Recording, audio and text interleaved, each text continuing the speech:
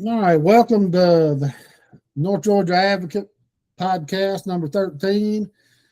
I'm here, Chris Dyer with Viral, and our special guest, Korey Anderson, who is running for District 1 County Commissioner. And we're going to dig into a lot of stuff tonight, and because we got a lot to talk about, and Korey's got a lot of ideas, and they're very innovative, some of them. You know, he's not looking just to point out the problems we have, because we all know what the problems are. He's coming up with solutions. Korey, introduce yourself and tell us how you wanted to get involved in all this. All right. Well, no, thanks for having me. I'm Korey Anderson, running for Hall County District 1 Commission, and been a lifelong resident of Hall County, born and raised here. Kind of, a little background. My family has been in Hall County since the early 1800s. So we're about 200 years into living here. So this is home. This is where we put our roots down, and we are born, live, and die here. You don't find that often anymore. A lot of people, move away, but our family this has been home. I'm a product of the Hall County school system. So I went to Chestnut Mountain Elementary, South Hall Middle School, and graduated from Johnson High School. And so I enjoyed my education with Hall County. Enjoyed, being raised and growing up here. My parents, still live in the area. My sister, she lives in the area with her kids and husband, and I'm the oldest. And I'm married, got 2 kids. I tell people, I keep them out of politics, the kids. I just don't really think that's a place for young kids. I got young kids, and it's not, to me, politics is not a place for young kids. The public, society as a whole, is politics can be cruel, and I'm just not going to subject that to them. So I shelter them from that. They know I'm running, but they're really not, and they're not involved. No, they shouldn't be, in my opinion. That's a smart decision, in my opinion. Now, when they get older and choose to help, that's one thing. Right. So, but I don't pander them in videos and marketing and stuff like that. That's just not me. But yeah, my wife Lindsay, we're local business owners. I was in real estate for a license in January 4th of 2012. Coming out of the recession, it was tough. You learn to make a dollar in a recession. You can learn to make a dollar in anything, I guess. My wife, she's a dentist, started her dental practice in 2013. Again, coming out of a recession, we started private practice, and we're still thriving today, 13 years later. And that's where I work full time. I like to clear the air. I know, real estate agents / realtors get a bad rap in politics. But I'm not active in real estate. I can't transact in real estate. My license is in a holding company. And for the last 2 years, I've been working full time at the dental office. And for me, you're talking about getting into politics. I've always kind of been around it. My family's been very active civically, I guess, my whole life. And, friends with some local politicians, Emory Donahue, Jerry Jackson, Derek McCullum, I guess knew most of them before they got into politics. Casey Cagle, I guess the list goes on. James Mills, and for me, so they've been around that my whole life, and we've always volunteered civically, giving back to the community. I was telling Chris earlier today, we volunteered with the homeless community probably close to 20 years ago now. We've given our time and money and resources to places like my sister's place, the Center for Hope and Healing. We were foster parents. So our hearts are, in my opinion, for our community and giving back where we can. We still do that through dentistry. We give back through the dental office to our community. And so for me, I enjoy giving back to my community and trying to improve where we live and the county we live in. I saw the train coming down the tracks, politically speaking, and with the overdevelopment of District 1, probably about 6 years ago, and realized we had some serious problems. And so I wanted to run the last election cycle, which would have been 2022, right? And my wife was basically, please don't do that to us right now. We got small kids. We had just got done with kind of our foster care. Our boys went back to their bio parents, and we closed our home. And again, we're both small business owners. She's like, "Why would you do that to us? That's a lot." And I agree, and I respected that. And so I didn't run the last election cycle, and just for District 1 Commission, and our current commissioner ran unopposed. And to me, that's one of the biggest travesties in our democracy, is the voters not having a choice. When all you've got is the incumbent, and that's your only choice, I feel like that erodes the basic concept of voting and who you're choosing to be your public, elected official. And just on the local level, I mean, I think it starts there, and that's a whole nother discussion of local versus state and federal politics. So I didn't run. She ran unopposed. Obviously, just sailed right in and back to this, just business as usual. So I made a commitment then that she would never run unopposed. Kathy Cooper would never run unopposed. And so coming up on the next election cycle, I've again been active in stuff going on at the government building, commission meetings for almost the last 2 years, and knew I was going to run against her. There just wasn't an option for me. So back in July, I announced my intent to run. And most people are not involved in politics. I mean, you've seen that, or even kind of what's going on in our local government. So we had an election in November. So a lot of people were confused, thinking that the election was November, because that's just, when we have elections. But then I'm like, no, it's the next year. Oh, and so for a lot of people, it's still not on the radar. We're less than 60 days away to the primary. And a lot of people still don't know that May 19th is our primary. They don't know who they're going to vote for. And that's okay. And some people don't understand the process. Why there's so many candidates for governor? Thought we only elected one. That's correct. We only elect one. The primary. So I've enjoyed that aspect of it too, is kind of the education standpoint. I guess if I back up a little bit, when I first graduated high school and went to college, I was an early childhood major because I wanted to be a school teacher. And was did after school at Martin Elementary, was after school care, and then realized real quick that a lot of a teacher's job was not teaching kids; it was meetings and dealing with parents. And I wanted to teach. I didn't want to deal with parents and be in meetings all the time. And one of the teachers pulled me to the side and was like, "This is how it is. Like, if you want to be a teacher, you're gonna have to deal with this." I'm like, I don't want to do that. So I still enjoy education. I have a 4-year degree in marketing from Augusta. Well, it was Augusta State when I was there, but now it's I think University of Augusta. They changed the name. And so I have a degree in marketing from there, and I have a minor in criminal justice, because I also thought I wanted to be a cop. And if you could just go do the job, I think it's amazing. But again, there's all the other stuff that goes with law enforcement, with the politics and playing the game, and that just wasn't for me either. So, but I love the education standpoint. So being able to talk to citizens, constituents, voters, whatever you want to call them, and just helping them understand the process, how our local government works. I had some wonderful teachers at South Hall and Johnson, with like Georgia history with Karen Ellis and Martha Montgomery, in my government and social studies classes, Penny Ellis, Jenny Sue Vaughn, Pam Smith.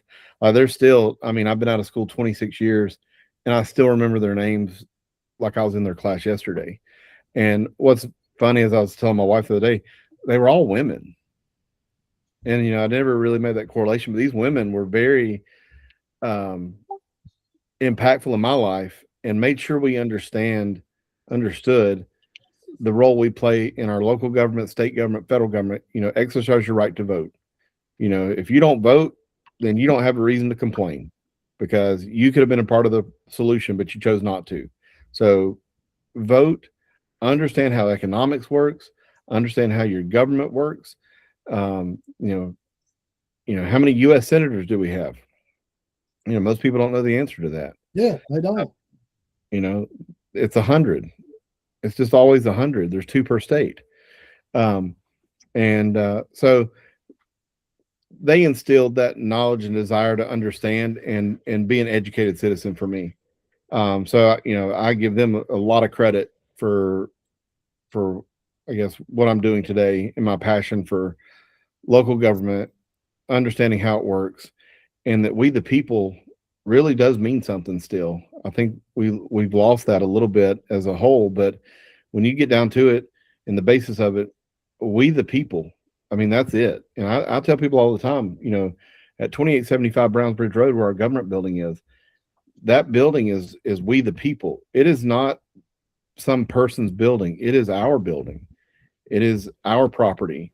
It is ours. This is our county. So it's there for us. The only reason it exists is because we pay taxes. And I think people forget that. Yeah, people forget that the government couldn't exist without taking our tax money. Right.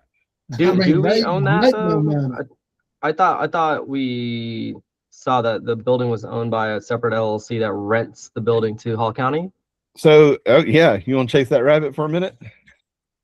Yeah. No, I mean, I think Tyler had covered it at one point. I think we had discussed this, or even I think it was in the group, in the Concerned Citizens group, as who owns it, why do we pay rent for it, and the county bought it, turned around and sold it to somebody else for a small profit or a decent profit, and now we pay upwards of hundreds of thousands of dollars or something like that a year to rent it.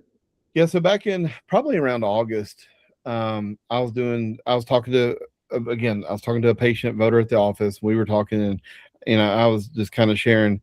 I like to stay positive. I think I'm a pretty positive person. I don't like a lot of negativity. I don't hang around a bunch of negative people. I was like, but that's been a hard concept for me running for office, is that it's always about what the county is doing wrong, right? Everything is what they're not doing this right. They did this. This is shady. This feels weird. Why are we doing it this way? What good is the county doing? And sometimes it's really hard to find something that the county's doing well. And other than spend money. Right. One of the things the county's doing well, and I give credit where credit's due, is the campgrounds on the lake that were being managed by the Corps of Engineers. Pretty sure it was Greg Poole and David Gibbs were instrumental in getting that basically handed over to the county, let the county manage it, open the parks. And it was during I think the government shutdown last year. Right. Well, that actually makes the county money. Like, it pays for all the staff, all the maintenance, and we have money left over. Like, it's a profitable endeavor. Yeah. And I'm like, we can operate like a business, and we should operate more like a business. And I've joked around too that, if they were a true business, they couldn't even afford to leave the parking lot every morning. But they just get an endless supply of money through our tax dollars. So, but to say all that, I was talking to a guy and I said, one of the things they did great was they bought I call it the Liberty Mutual building. If you've been here long enough, you remember it was Liberty Mutual.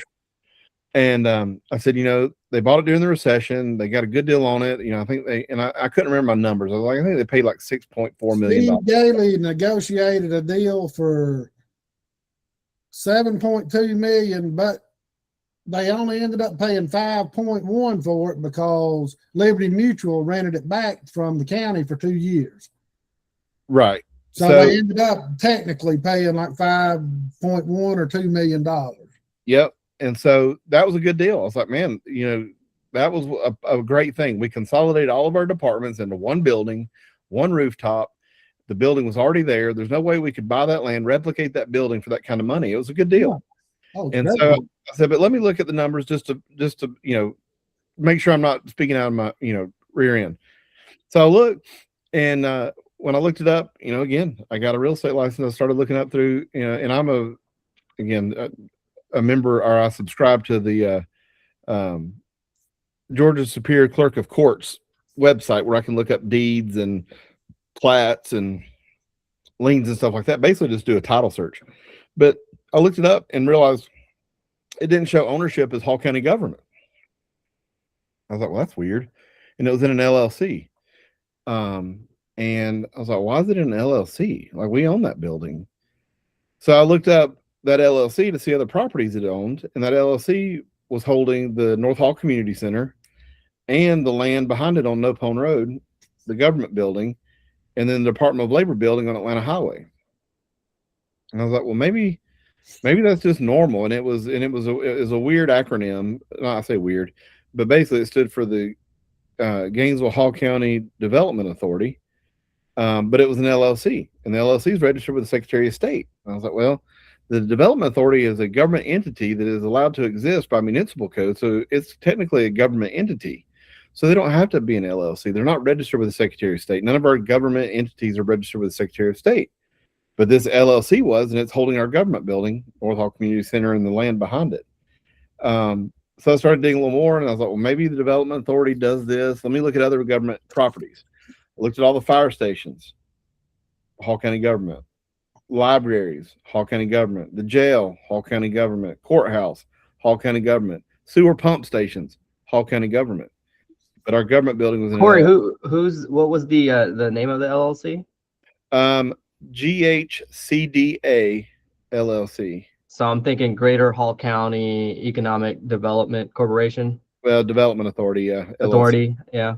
So turns out that, to me, it's shady because it's not transparent. It's not crystal clear. So obviously it's muddy. It's shady. Why do we have an LLC? Well, the story I got was that the LLC, well, here's the other thing. They bought the government building with SPLOST dollars, which they can. It's a capital improvement, capital building, capital expenditure. They bought it with SPLOST dollars. 30 days later, sold it to the LLC for about, I think it's $2.7 million more than what the county paid for it. Well, okay. How long in between? 30 days. Wow. So they didn't even wait almost a whole month. Well, state law is when you use SPLOST dollars, you got to wait 2 years before you can sell it. Okay. So that's state law. So once you use SPLOST dollars to buy, say, land, say if the county bought 200 acres of land with SPLOST dollars, they have to hold it for 2 years before they can sell it. So they can't just get in the flipping business. They can't compete with private investors' development. That's not the goal of SPLOST dollars in our government. So they have to hold on to it for 2 years. But they sold it in 30 days. Well, the profit was about $2.7 million, and I still haven't got an accurate accounting of where the $2.7 million go. And who did you ask for accounting records, or did you file an open records request? County administration. Okay. Basically, I was told that the 2010 budget / balance sheet / profit and loss statement is in like an old server, basically almost impossible to get, and it would be several hours and days worth of ORR, blah blah blah blah blah, whatever. So, we'll get to the bottom of that eventually. Still, to this day, nobody can tell you where the money went. Well, the story I got was this LLC. Basically, the property's transferred to the LLC. The LLC borrows money through like a local bank. This happened to be Regions, and they would get the loan to basically service or to service the debt that they bought the building for, then the remodel. So that way it's not on the county, quote unquote, I guess, for whatever reason, to not be responsible for the whole remodel of the building to convert it to our government building. So once that happened, though, the county is paying the development, this LLC, $500,000 a month for 5 years. $500,000 a month for 5 years. Wow. That's just crazy. See, and I've talked to a couple of other old commissioners. They didn't even know that it was sold to the LLC. This was all done off the books. So you're saying we, as taxpayers, we were at some point paying $500,000 a month to lease that for building. 5 years, which is $6 million. That's $30 million over 5 years that we paid potentially to this. That's LLC. every bit of money you got for selling the thing. Yeah, well, that's a great investment on return. I want to buy something like that And that's Right. me. Yeah. You So, know. and so in 2015, we satisfied that debt. I just have a hard time believing that it was that somebody didn't make money. Like, where did the money go? Right. Because if we're giving $6 million a year to this LLC over 5 years, like you said, it's $30 million. Was the building really, $8.4 million and then, 21.6 million to refurbish, like to remodel it? No. Corey, so I know when I heard about this, there were some names that were dropped as to who was linked to that LLC. Do you mind sharing that? Yeah, no, it's all on the deed. It's all open record. So when the property was sold, the sole signer on the transfer was the county commission chair at the time, Tom Oliver. So he was the signer. Apparently there's some whole backstory about that, whatever, blah blah blah. So wasn't Tom Oliver also involved in a bunch of other shady deals, questionable dealings, Chris? Yes. Back when he was a commissioner? Yeah. Okay. Keep going, Corey. So so the LLC, the members of the LLC were Tread Siphon, God, what's his name? Tread Siphon is one of the attorneys at Siphon and something. No, he's an attorney at Stewart, Melvin, and Frost. Stewart, Melvin, and Frost, and then, but don't they represent Hall County? At times, yes. Right. So interesting, right? So then you have William Bagwell, another attorney, and then Tim Evans was the president of the Chamber of Commerce. So they were on the LLC. Tim Evans? Yep, Tim Evans. So made a phone call to Tim and asked him about the LLC, and he's like, I don't have no idea what you're talking about. Well, the backstory is that the building was paid off in 5 years. So at 2015, the building was paid off. Well, immediately that deed should have transferred back to the county. So if it's truly a debt structure to, shield the county from liability, blah, blah, whatever it is, within 5 years, the debt was satisfied, and then the title should have been transferred back to the county in 2015. So 2025, 10 years later, it's still in that LLC's name, along with the North Hall Community Center. And, and I still haven't gotten a straight answer because no one knows. Maybe the $30 million serviced the debt for the North Hall Community Center to be built, but nobody can tell you. And I don't know why. Like, why do you not know this? And then with SPLOST dollars used, because I think there's somewhere in there that, SPLOST dollars built the North Hall Community Center. So what's the truth? And nobody seems to want to answer it, and everyone wants to skate around it. So I think if you guys had maybe brought this up, because I'm looking at the tax records right now, and it does say Hall County on it. Yep. But to your point, October 24, 2025 is when it got transferred. Right. That's correct. So maybe some light being shined upon this little. So basically we gave them an ultimatum. You got 30 days to fix it. And on like day 29, it was fixed. Okay. Because I did a couple of weeks of just digging. Like I want to not just jump to conclusions, right? We got a lot of people in our community like to jump to conclusions. I want to stay like accurate, relevant, fact-based. What's going on here? Sure. So, sure. For 10 years, that LLC's been holding our government building. Well, it also appears that possibly, and I don't have concrete evidence, but I have suspicions that they're using that property as leverage in portfolios. So they're showing up. So to that, and I wanted to bring this up too. So back in 2010, in September of 2010, there's a mortgage history on it. Yep, from Regions, right? 15.3 something million.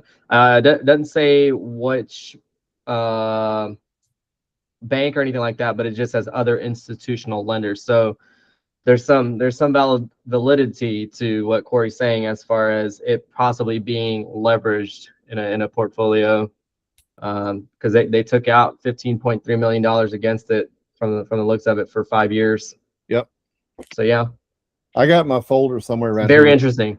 Yeah. So it's a great business to be in, guys. So end up getting it transferred back. The North Hall Community Center, No Pone Road, and the government building transferred back to the ownership of the citizens because that's where it belongs. It's our tax dollars.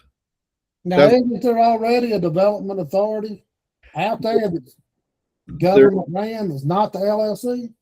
There is, right? So it's like this shadow. Well, it's confusing. They did it to confuse people. That's what it appears.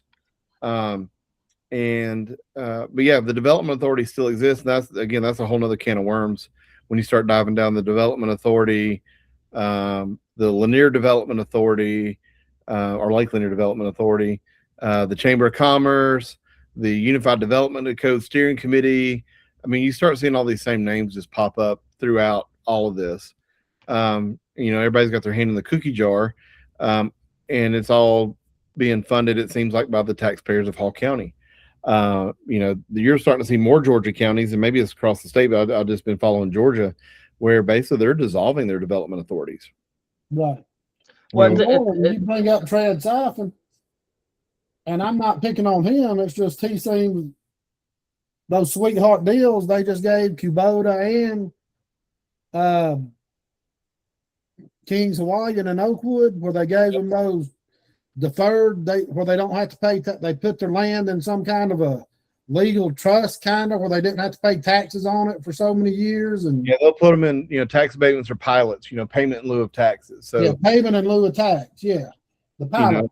Pilot programs. And is it kind of like what? Is it kind of like what you were talking about? Like you just give them access to your property as far as like let them leverage it in a portfolio, and then you don't have to pay taxes on it. Is that kind of what they're doing? So with a pilot, the payment in lieu of taxes is essentially what they'll do is that the development authority will basically, I guess, fund the whole project, for lack of a better word. So they, the development authority, like the old Hall County landfill, if you look it up, I believe it's under the power of the development authority to develop.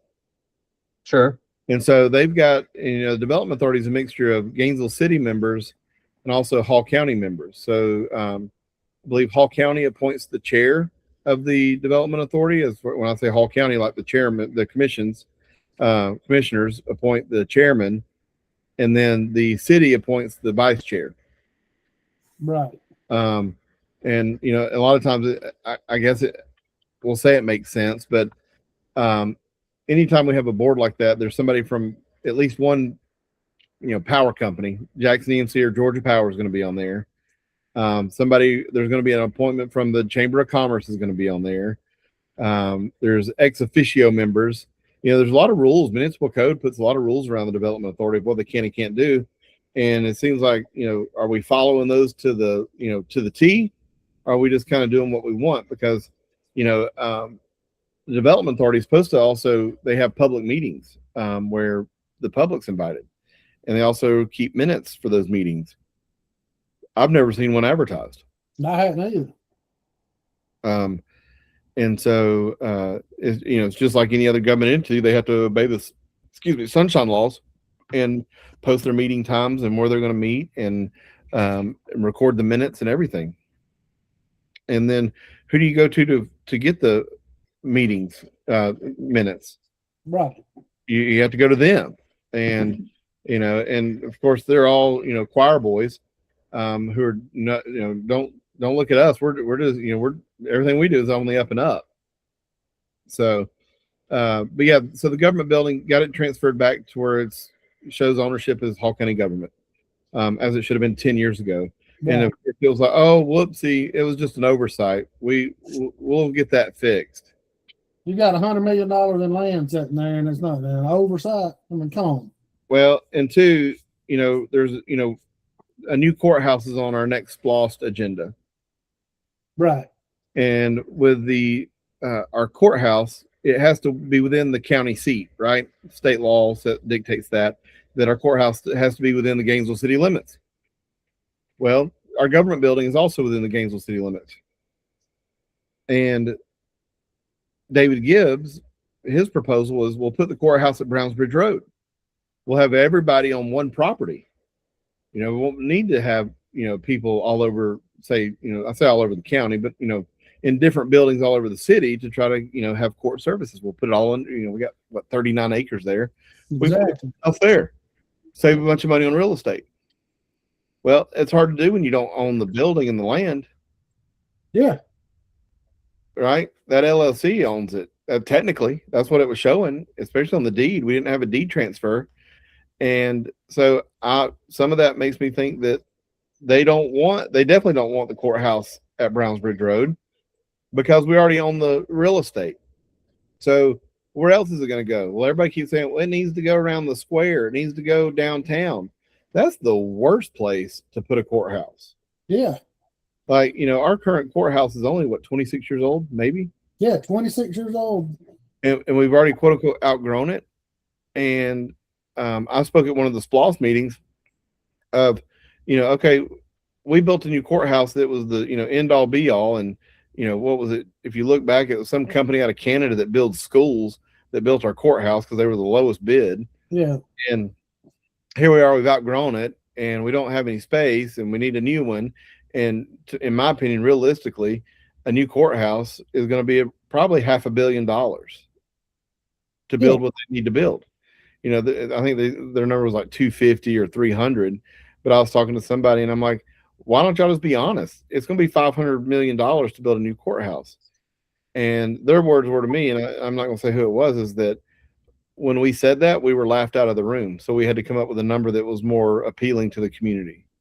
I said, well, a lie is not appealing to the community. Coming back for the, nickel and diming the county to death is not appealing, or the citizens. So just say it's $500 million and build something that'll last 50 years. Right. And I brought up the fact, I said, you travel around Georgia and you'll go to some of these counties and these rural counties and they've had the same courthouse for 100 years. Yeah. Why can't we build that? One of the judges was at the meeting. He stood up and kind of wanted to challenge me a little bit, which is fine. He said, well, what you don't realize is that, those counties they've not grown. They're still the way they were 50 years ago. So their courthouse still works for them. I said, oh, so if we control our population, we can control how much we have to spend on our courthouse. That's what you're saying. You're saying population is driving a courthouse. So if we can control our population and our growth, then we don't need $500 million courthouse. And he sat down. He didn't really want to talk after that. Right. Because that's where it's coming from. We've invited, and I said that in that meeting too, you have a room full of people here that don't use the courthouse. We're not using the courthouse. The reason you need a bigger courthouse is not because of probate, not because of the deed room. It's the criminal element. None of us in here that you're trying to peddle this thing to are using the courthouse. You invited this into our county and you got criminal cases backed up out of courtroom space. And I can't remember the number. Excuse me. But when you bring a new judge in, it's not just the judge, right? It is. What did somebody tell me? Every judge is like 40 new positions, I think. Yeah. It's not just the judge. It's a whole mess. He's got a whole team of lawyers. He's got a whole staff. He's got. Yeah. I mean, you got auxiliary staff. You got, and that's great. I mean, it creates jobs or whatever. But we've grown to a point where we talk about infrastructure and we can talk about that, but the courthouse we'll throw it under the infrastructure umbrella. We can't maintain what we have. Right. The caseload, the building itself, that building's problematic, which it gets used a lot, right? It's kind of like the jail. The jail's operational 24/7. So stuff's going to break, stuff's going to be fixed. But are we really putting ourselves in a position for longevity and being a responsible steward of our resources? And I told him, I said, the courthouse you're presenting, if it only lasts another 25 years, you're creating a problem for my kids. Oh yeah. And right. The thing is, they're not even doing night court. They're not. And most of this magistrate court, they could use any building because most of those cases are settled. You don't have to have a whole courtroom for most magistrate court and some state court. Right. And as big as those courtrooms are, you could really split them in half. Well, you don't have to have those courtrooms, but we want this courthouse. We love some square footage, don't we? Yeah, that's the most wasted space that courthouse has got so much wasted space on it, and you bring Yeah. that, and you bring It's that. currently going under up, renovations though, so I don't understand why are we renovating this if we're potentially proposing a new, why did money get approved for renovations in this courthouse if you guys are going to try to throw $500 million? Well, I mean, we can talk about the government building too. They're going on a remodel on the third floor. Third floor, yeah, I saw that. And then, if you think about it, in 2010 we did a full remodel. Then I get it, stuff has to be updated, but I mean, I think the third floor is a $3 or $4 million renovation right now. Yeah, no, it's outrageous the stuff that they were. What exactly is getting renovated on the third floor? Because it seems okay to me. Like everything I've seen. Are we just trying to compete with Forsyth County now at this point with their $100+ trillion administration building that they can't even use right now because it's not in the city of Cumming? Yeah. And that's a pissing contest there because the city of Cumming won't let them annex. Maybe you guys should have worked that out. Yeah. Like, who does that after the fact? Unfortunately, we own land in Forsyth County, so we're paying for that building. But it's a little bit on par with government lately on every level in our country. When you were out of the country, one of the meetings, some lady brought up some of the renovation outlandish stuff. If I'm remembering off the top of my head, they were paying like $250,000 for new tables and chairs for the third level. I mean, this is how. Oh, for the third floor. Yeah, for the third floor. Oh, wow. They're replacing like getting new tables and chairs and doing. I mean, the stuff that she brought up was just outlandish. I think it was in December 15th meeting that everything went down at. Maybe they'll renovate enough to where I can actually get a hold and talk to an engineer whenever I go up there instead of being told, oh, just leave a message. They'll email you back. I'm like, I came up here because you guys aren't replying to my emails. Right. So yeah. Well, must be nice. So that courthouse. So we talk about Brownsbridge Road. It's interesting that David Gibbs proposed that the courthouse go there. We already own the land, save the county some money, but then we don't own the land in the building. It's held up in an LLC. So if no one had been, paying attention, a whistleblower, right, and getting it fixed, I think that's what they would have been like. Well, no, we're not going to use Brownsbridge Road. But also, if you look at the land grab around the square and of course, they won't tell you where they're going to put it at, but obviously, we have a development authority. We have a steering committee for the comprehensive plan. A lot of those are developers, construction, real estate, attorneys. Who owns a lot of the land around the square? And if you think about a courthouse bigger than what we have, because obviously they need space, where's there a parcel of land that is big enough to house the new courthouse? Nowhere now, since they built the Midway Greenery. There's not. So you're going to have to assemble multiple tracts of land and raise all the buildings. You're just going to put them in a dumpster. Where's it going to go? There's just not a single tract of land around the square that would house a courthouse. If you've lived here long enough and you've driven around, there's just not. What I think the county is also screwed up, why didn't they buy the old Lakeshore Mall when it was for sale? Right. That'd have been a great partial for a courthouse. In a whole complex there, yeah. I mean, you got multiple road frontages, plenty of parking, multiple ways to get in and out, as plenty of land, it seems like. And they talk about a bargain too. Yeah, right. And they could have still just leased it out until they were ready to build it, until the SPLOST dollars were there. But no, let somebody else buy it.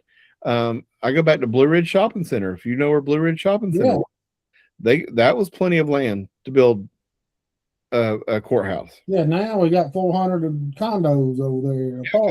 They could have bought the Big Lot Shopping Center, probably Blue Ridge Shopping Center, the Cinema West property, and I guess I'm talking to some old people. If you remember Cinema West, oh yeah, I remember it well. And so that was a viable option, but no, there's no one forward thinking enough. But and I don't know. I don't think the building's full of idiots. I don't think that at all. So what is it?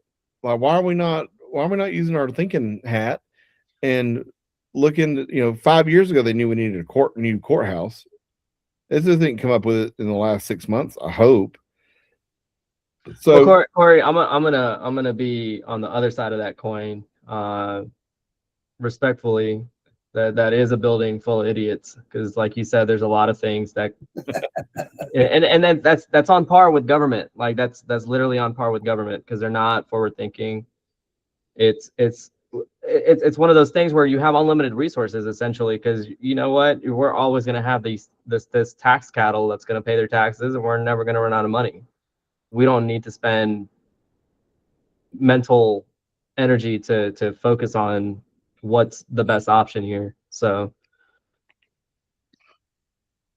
yeah, I mean, I try to be respectful, right? But I get what you're saying, because I mean, you're running for office. I understand you're trying to be respectful, but I'll be blunt about it. Katie I'll be will blunt turn about a it. lot of things around up there, but we'll see. I hope so. And I'm just afraid that, I mean, this is going off on another thing, kind of. I think she may end up being collateral damage when all said and done, when this planning commission stuff comes out. To stand hunting them, keep fighting it the way they are, because wait till discovery comes out. If it gets bound over to court, it ain't gonna be pretty. I mean, it may get Zach Probst and everybody involved in it. We don't know where it's gonna lead. Yeah, I mean, I definitely think there's a top down component to that investigation that needs to be exposed, because I think everybody knew what was going on. They knew it was wrong. They knew it was breaking the law, and to me, the law is the law. There's no. I said that from the get go. Zach Probst and everybody, they knew what was going on. They just kind of ignored it because it's been happening probably for 15 years. Right. Because even Braswell and Stan Hunt, in their testimony to that investigator, said it'd been happening as long as they had been there.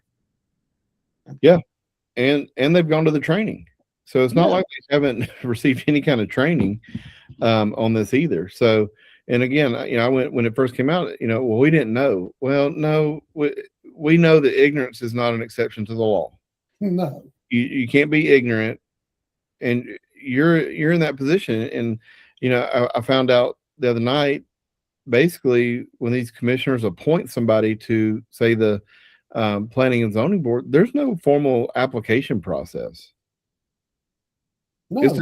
This is who I want. Are y'all going to vote on them or not? And they're like, yeah, we'll vote on them. They're fine. We'll let them on. No, it's a good old boy network. So yeah, and to me, when you have something like that, and they're going to be representing the county, and they're not elected, and that's unfortunate with the elected position, that there's not some kind of application process, an aptitude test. Well, there should be a vetting process for sure. But for any person that the commissioners appoint, there should be an application process. I hope they do a background check, but I don't know if they do. And then but they're making decisions for the county, have access to county resources, material, and things of that nature. But there doesn't seem to be any kind of checks and balances, and that's a recurring theme across the board at the county, is checks and balances are just non-existent. Ethics. Let's talk about ethics. And that basically there's no ethics training. No, there's no ethics training at all.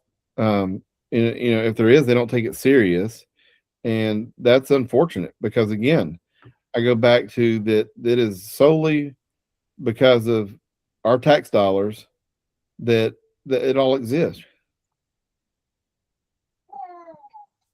Yeah, no doubt. And it's to the point to where somebody's got to hold somebody accountable, instead of everybody just turning the other cheek because they don't want to rock the boat.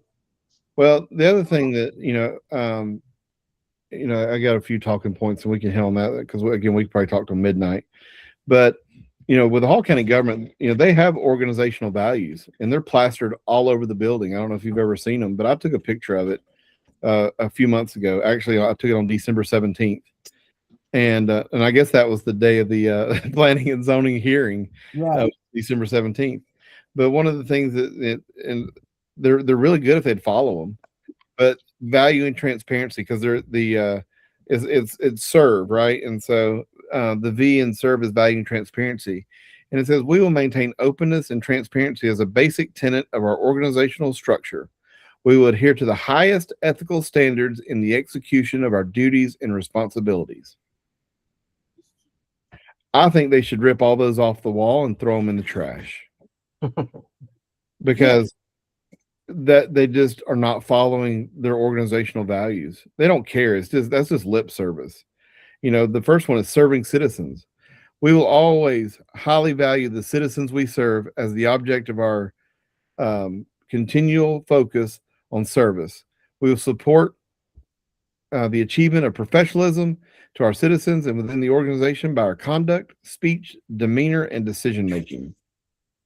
And it's just laughable, because they should be reading those every morning when they walk in the building. Right. I mean, it starts from the top down, and you 100%. have so many issues at the board of commissioners level. Again, the good old boy system, that's been kind of what they've gotten entitled to over the years, and kind of trickles down, and then the employees kind of look at that and like, okay, these are just words on a wall. There's no follow through on any of this, so why am I gonna do it? Right. Well, And and it goes all the way up to the county administrator. I mean, Probst's got the job, didn't even have to compete against anybody. well, and for me, county commission meetings are just that. They're commissioner meetings. And so you have the chairman and 4 commissioners, and they are running the show, leading the meeting. You have the chairman. W-2 employees have no place unless they're spoken to or ask a question. So county administrator has no place in that meeting speaking unless he's spoken to.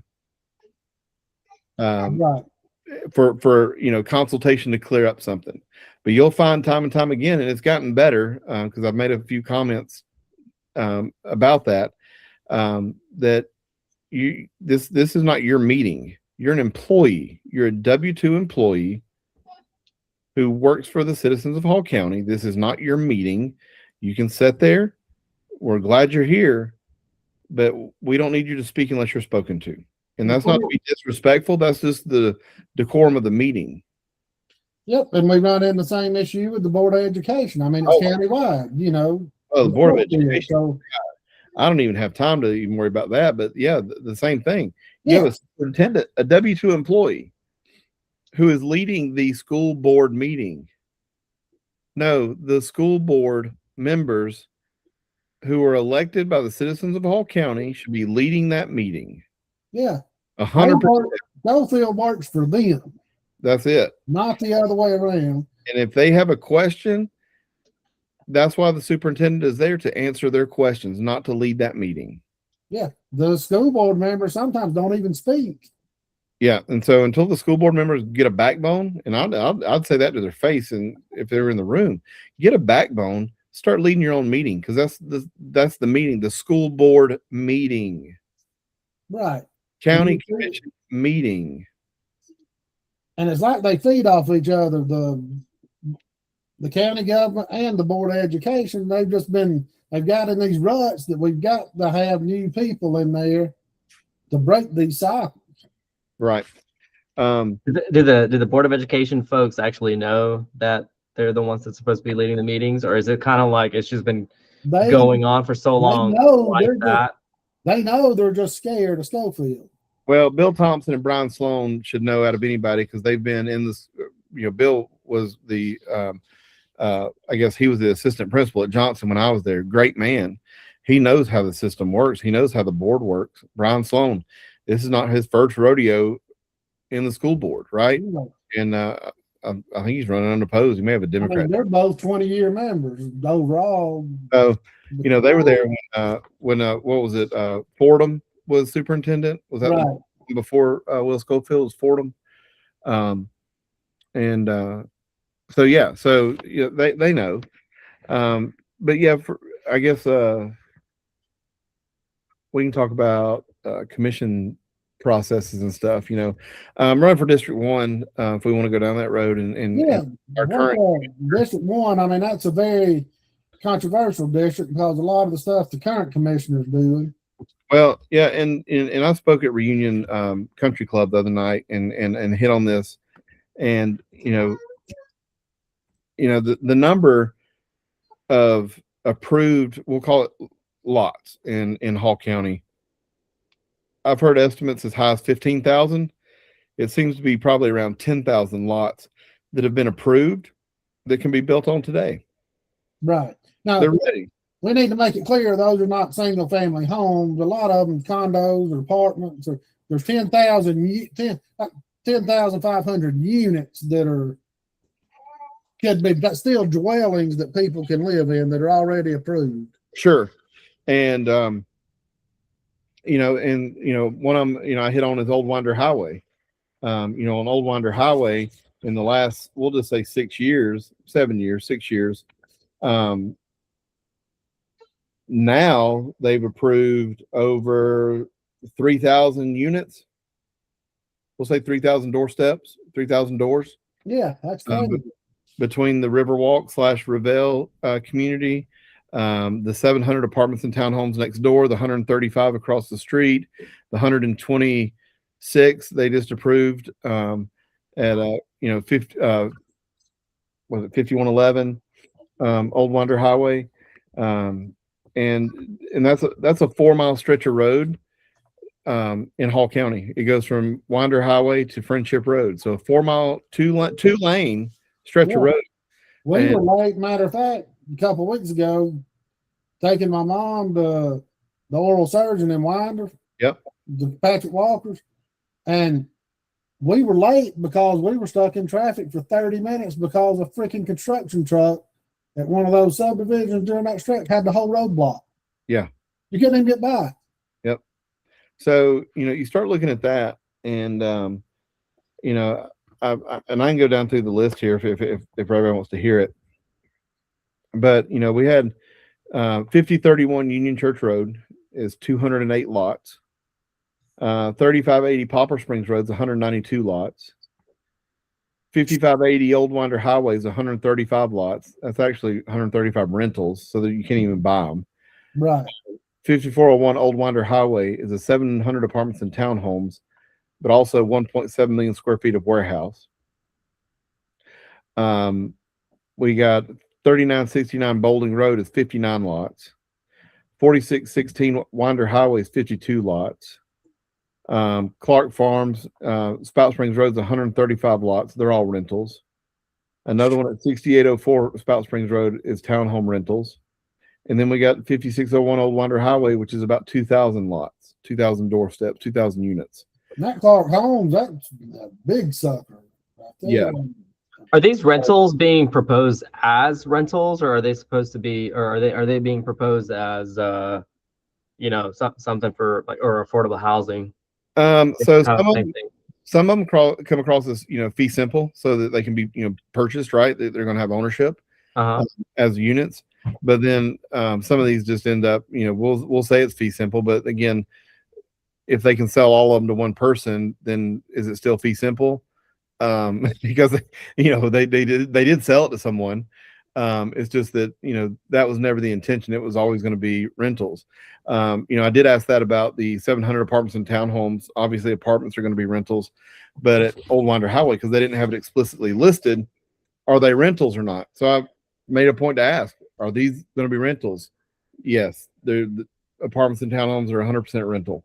Well, and another thing I want to bring up is that goes to this is I know that the Norton agency, I had some friends try to rent from them. They make it to where their properties have to be rentals. If you say their rent's $1,800 a month, you got to make $5,400 a month just to qualify for it. That's right. So you got to make 3 times your salary to qualify to even get a rental home. And so that makes it to where you have to struggle just to get it. You're not going to be able to purchase these homes. Well, it seems like this is an ongoing theme in today's real estate market where a lot of developers going in there to build to rent. And maybe this is something where the commission has to put in the conditions that these cannot be rent to own. Like these, like they usually do it in HOAs where only 10% of the houses can be rented out or something like that. And from the beginning, from the approval of the development, once it gets passed, that has to be in there that no more than X amount can be rented, or none can be rentals, period. And I don't know the legality behind it. I don't know if that's too much for a government to be like overstepping, or especially like a local government to be overstepping. But if these developers are coming in here and trying to pull on heartstrings of the commissioners and stuff, talking about, oh well, we need more affordable housing for the community here, and then turn around, like Korey said, sell it to one individual or one institutional investor or whoever, and then all they're doing is they're turning around and renting them, completely defeated the purpose. And not only that, it adds to the overgrowth problem in the county. Well, I think here's the issues that I have is the fact that we have these commissioners stand up there saying they care about, we need affordable housing, we need affordable housing, we need affordable housing. And they go right around and approve 700 apartments and townhomes. And then they go approve 135 townhomes that are rentals.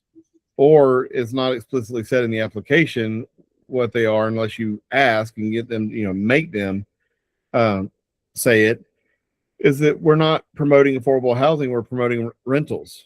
And that's not affordable housing. So just call it what it is instead of saying you care about affordable housing, because obviously you don't. Mm-hmm. You don't care about affordable housing at all. Well, see, that's where Viral and I have talked about this a lot. These local governments make the housing where it's not affordable when they stipulate, oh, you got to have a 50-year shingle, you got to have hardy plank or brick, it's got to be so many thousand square feet, you got to have, that adds cost to the housing. Well, what was your opinion of going back to the idea of building subdivisions of starter homes, 13, 14, 1,500 square foot homes? You can make those nice subdivisions and still not hurt the value of the $500,000 homes next door, Yeah. Because a 25-year-old's not going to be able to afford a 3,500, 4,000 square foot house. Well, and $600,000. Well, and we're at a point where our affordable housing is a starter home is $400,000. Right. That's crazy. That's just absolutely nuts. And so one of the big issues I see is, I get the concept, people are trying to make money. That's just the number one goal of everybody in this. But one of the ones that stands out and you can see it repeated time and time again is the alpaca farm, as I call it. And that address was 5166 Union Church Road. But everybody affectionately called it the alpaca farm because the family that owned it had alpacas, and we'll call them good acquaintances of ours. The husband was a dentist and he's retired and everything. So they got time to retire and they sold their farm. And this one sticks out to me a lot because it was 88 acres. Half of it's probably in a floodplain. There's no sewer access around whatsoever. Right. And the application comes across as high density development, and they want to put, let's see if I got the number. I think it's over 100 homes on the alpaca farm on 44 acres because they only could use half of it. And so but there's no sewer access. So it comes across as a high density development or PRD, right? And, our current commissioner, Kathy Cooper, she recused herself, and her words were to Access North Georgia or WDUN at the time, whatever it is. I'm going to recuse myself because it's too close to my house. And to me, that's why you're a district commissioner, because I need you to vote on stuff that is close to your house. That's the whole premise of the concept of you representing your district. You vote. You can't. That's not an excuse. No. Close to my house. No, that's when you vote. And so she recused herself. That property was approved. Magically, sewer shows up. Pretty sure the county paid for that. But the buyer from that bought it from the original owners, for the alpaca farm owners, he bought it. Say he bought it this morning, but then turned around and sold it this afternoon. He flipped it, right? Right. And he cleared over $1 million. And then whoever bought it from him flipped it and sold it again. And so these properties are changing hands 2 or 3 times before they get to the actual builder. Right. And so, you start affecting, the price per lot significantly, because you have 2 or 3 people making 7 figures just flipping it. Yeah. Korey, let me ask you this. How do you feel about commissioners, again, putting it into the condition from the beginning that to again avoid stuff like this? And again, I don't know if it's overstepping boundaries or not, or the legality of it, but we're only approving this for the applicant. If you sell this to somebody else, they have to go through this entire process all over again. Yeah, some form of that I would be 100% on board with, or a sunset clause that basically we will approve this, but you have 12 months to apply for your land disturbance permit. You got so many months after that to do this, that, and have benchmarks. If you don't, it reverts back to the original zoning. Another one that is probably a good example of that would be that at least we can talk about is 5401 Old Wander Highway. So the family that owns that lives in Gwinnett County. They've had it, I think, since the 80s, and they bought it as kind of a nest egg. I get it. That's the name of the game, right? Invest in real estate, make some money. So the applicant has been working on this for probably close to a year now, and still has not purchased the property from this family. So he has it under contract with conditions, I'm sure, that he's not going to purchase it until he can get it rezoned how he wants. They've already approved the rezoning, but he still hasn't purchased it yet. Now he's coming back Thursday because he wants a condition to change. And at the original meeting where it was approved, Jeff Stowe told them, this is the condition. And they kind of bellyached about it. And he's like, does it work for you or not? Because we'll let you withdraw. Do you want to withdraw your application? No, the conditions are good for us. Okay, good. I don't want you coming back in 6 months belly aching that these conditions don't work for you, that I can't make no money like this. Don't want to hear it. Don't come back. Well, guess what? They are sashaying their way back to try to get some conditions changed. And it'll be this Thursday. But he still hasn't purchased the property. So what he's doing is stringing along this seller, because he's basically trying to bundle it up in a pretty red bow so he can sell it to somebody. He can't find a buyer with the current conditions, right? Right. I think, if these sellers knew what was going on or whatever, would tell them to go kick rocks. I'm not extending your contract. They got the rezoning. Now let them go peddle it to somebody and make, another $1 million off of what they're trying to do, because that's what, we're dealing with a bunch of middlemen is what it boils down to. Yeah, that's what it boils down to. And what's funny is on the south end down here, we're dealing with it. And, again, all this is public information in the application, is a guy named Cameron Henderson. And so, at the, 5580 Old Wander Highway, 135 townhomes, the applicant's Cameron Henderson. Well, one of the expired listings on that is an assemblage, was Kathy Cooper's listing that expired, and he bought it. Is that Atlas Development tied in? Yep, that's Atlas Development. Okay. The 700 apartments and townhomes and the 1.7 million square feet of warehouse, the applicant is Cameron Henderson. Kathy voted yes on both of those. 5079 Old Wander Highway, 88 townhomes. Kathy recused herself because she was the buyer's agent for Cameron Henderson.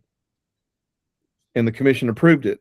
There's a second part of that is 51 or 5011 Old Winder Highway.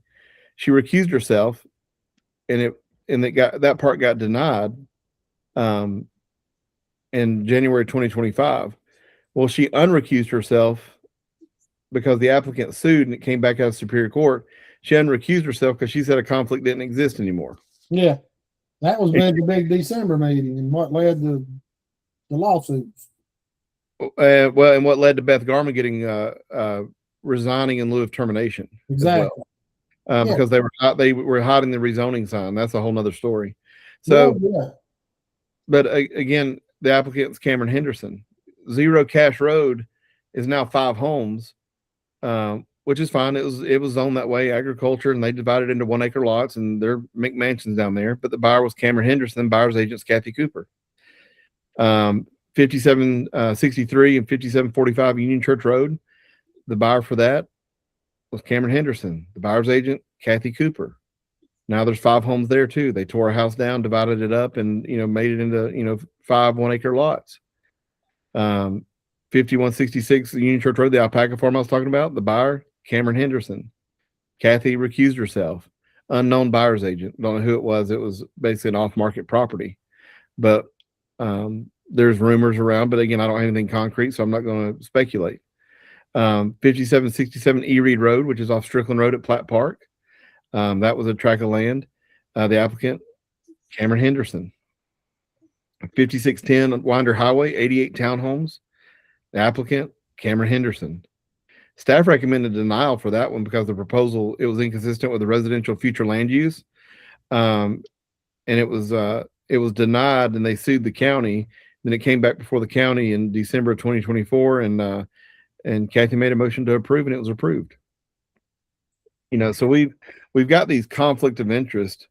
But what's interesting too is that the alpaca farm was too close to her house, and she recused herself.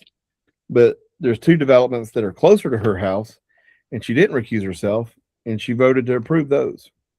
One of them is 4670 Union Church Road, and they put 100 homes on 50 acres. It adjoins her property line. Again, no sewer around, but all of a sudden sewer magically shows up. Staff recommended denial on that one too. And then Kathy approved it. And, I told them the other night, she can tell you who the seller was, but it was Tom Oliver. That was who the seller was for that property. Right. And then, of course, she's not going to recuse herself because she acts like it's a complete stranger. I don't know who he is. I'll just, I'm going to vote, yes. And so, there's a deep relationship there. I think it should be noted that there is, and they're trying to hide it because they know they're wrong. They're embarrassed of it, and they're hiding it. And he's making money, and then the next month that's her appointee to the hospital advisory board is Tom Oliver. And so I'm just fed up. And that's why I'm here. She's not going to run unopposed, and and I'll even go a step further, and I don't even really care because this is public notice too, or you can find it. But she has an expired real estate license. It expired in November of 2024 due to lapse fees. So she just didn't pay her fees and let her license lapse. Right, and legally she can't do anything in real estate except hand out like brochures and stuff. She can't even really do that. Exactly. Yeah, she'd have to do something that is basically a bookkeeper or something. Yeah, what they call it, ministerial jobs, like an admin job, something. Right. She can't even have advertise her broker on her cell phone message because the goal is that you don't want to deceive any consumer that you might be licensed, because you're not. You're lapsed. Well, she had an active listing, and she listed on October 20th of 2025. That's a oversight on her broker's part, in my opinion. Like that's where the broker's supposed to come in and be like, whoa, yeah, what are you doing? Can't list anything for you now. You shouldn't be doing any kind of real estate activity. Yeah, when you're. Because I seen that paper and it's like it's listed under that guy's name and it's her as the showing agent or something. She's listed as a showing agent, not a real estate agent. But You can't show legally. You're not supposed to go show No. property to any prospective clients too. So yeah, because the Georgia Real Estate Commission does a great job at protecting the consumer. I mean, they truly do. And I know, real estate agents get a bad rap, and there's reasons why. This is a reason why. She's one of the reasons why realtors, real estate agents get a bad reputation, because it's shady. And but directly on this sheet, it lists her expired license number. Yeah. And you call the Georgia Real Estate Commission, and they're like, no, that license hasn't been active since November 30th, 2024. It's accurate. And well, should they be listing properties? Absolutely not. Her broker knows she's not active. She knows she's not active. She should not be listing. But if you look, and I even took a picture of it, shown by appointment only, call agent Kathy Cooper, list her phone number. Yeah. Like, what are we doing here, folks? This is a person that's supposed to be your public servant, your elected official. I mean, I had a couple of people ask me, and I don't know the answer. What's the difference in the board of realtors and and the real estate licensing division? They're two different entities, right? So when you pass your test and get everything through the state, you're just a real estate agent. Right. Most brokerages, I say most, it's probably not most, but a lot of your reputable brokerages, I'll say that, require their agents to be a realtor. And what that means is that you take an ethics course, you agree to a higher standard of ethics and values than just the basic real estate. It's supposed to set you apart, the designation. And the Georgia Real Estate Commission likes that, because you do have more training. You have to be a member of a board. So like you have to pay us right around, say, $400 or $500 a year to be a board member. And that's basically, you agreed to be held to a higher standard. And have ethics and more. So with that being said, Korey, I've been licensed myself since 2010, I think. Was a part of a board for 2 years. Never been a part of a board since I switched over to a different broker. And I would say I have more ethics without all the training than most of the realtors. Yeah, the folks that are labeled as realtors. I agree to that, but with the realtors that you've agreed to operate, right? Whether you do or not, that's a character problem. Yeah, right. But you've agreed to. So if you've agreed to it and you don't, that's a problem. And and that's what we go back to. People are like, well, you have a real estate license. You're no different than Kathy. And it's like, well, it's kind of like gun ownership. Guns can be very dangerous and very powerful. Depends on how you use it. But if you're operate with low morals and unethical, anything could be dangerous. And people are like, well, we shouldn't have real estate agents as county commissioners. Okay, well, it only pays $45,000 a year, and with that, then I say you can't have surveyors, you can't have engineers, you can't have attorneys, you can't have builders, developers. None of those people can be commissioners. Like, you're ruled out. But anybody can take a bribe. So you have to have somebody that operates with a high moral character and with ethics. I've turned down money from some special interest groups to want to donate to my campaign. Good money that would benefit my campaign. But early on, I made a stance that I would not accept money from the Swamp, the Gainesville Godfathers, or a special interest group. Right. And I stood true to that. And my financial disclosures will reflect that. I don't hide anything. I'm an open book. But I refuse. I'm not going to be beholden to anyone. You can't buy my vote. And that makes me unpopular with a certain group of people in the county. Yeah, and it does. And same thing's happening in District 3 we're seeing right now, but that's a different story. But it's not just, they've got their tentacles everywhere all over the county, and that's why they keep at least 3 people on that board to where they can pretty much control what the hell's going on. That's right. Yeah, it's all about control. Yeah. And let's get the Billy Powell right now. I know it's not, but you're going to have to deal with him if you get elected. how do you hold his feet to the fire when he don't show up half the time when he don't want to vote against his buddies?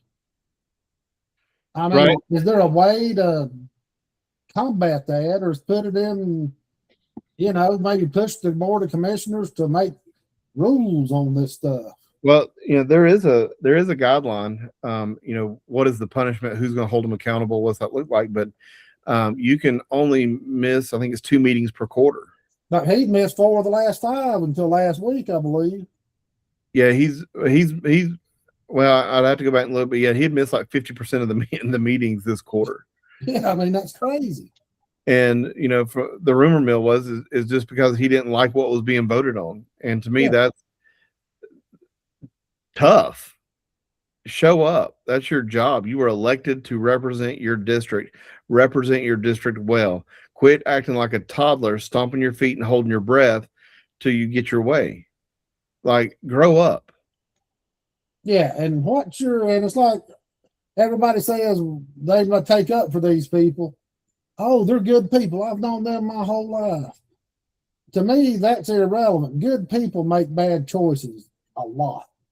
Sure. And and just because, say, me and you are best friends and you make a bad choice, as a friend, I should hold you accountable.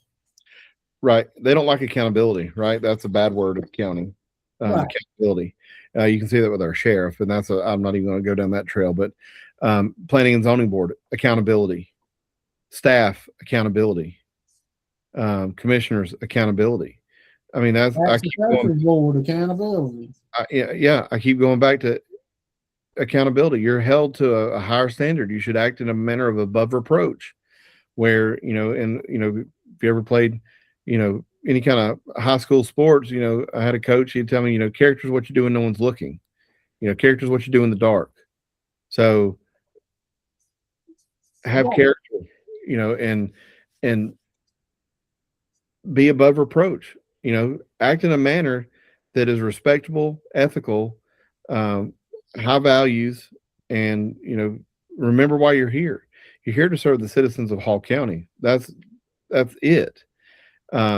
You should have some education with that. Like I told Viral, the whole he's a good man. I've known him for years. Great. That's a bare minimum. Like that shouldn't even almost be a talking point, because that should be a given. It's just the bar's so low nowadays. Right. Because I mean, we're in all these Facebook groups and all these sitting commissioners, they don't like the Facebook groups and social media because we ask for accountability. Yeah. We're exposing all their crap. You know. That whole accountability thing, though, I mean, it's a disease that starts in DC, runs at the state level, and then runs to the county levels and the city levels. It's practically been non-existent, before social media and technology, where more people can get access to a lot of this information. They were getting away with so much that we don't even know about, before technology came along and whatnot. So now that there are so many ways for them to get caught in doing what they're doing, they don't like it. No offense to any of you guys. You guys aren't boomers, but to anybody watching, boomers do not like it, because now it can't do this shady stuff behind closed doors and everything. They want to be transparent. They want to do this to your face, but really they're not. When we saw with all the examples that Korey provided with Kathy Cooper's business relationships with Atlas Development, and all of that's public knowledge. So, what are we doing here? Well, I've paid attention to a lot of this for most of my life. Like Korey, I've been around the local politics my whole life. My aunt used to be the superintendent of Gainesville City Schools, and I mean, we've always hung around the local politicians. And the days of, if they got caught doing a shady deal or doing something, they would make up some bullshit excuse and spew. And if they got confronted at the Board of Commissioners meeting or Board of Education meeting, if they had 10 people show up to confront them, they'd make up some bullshit excuse. Then the public would just say, "Oh, okay, that makes sense," and they'd go on.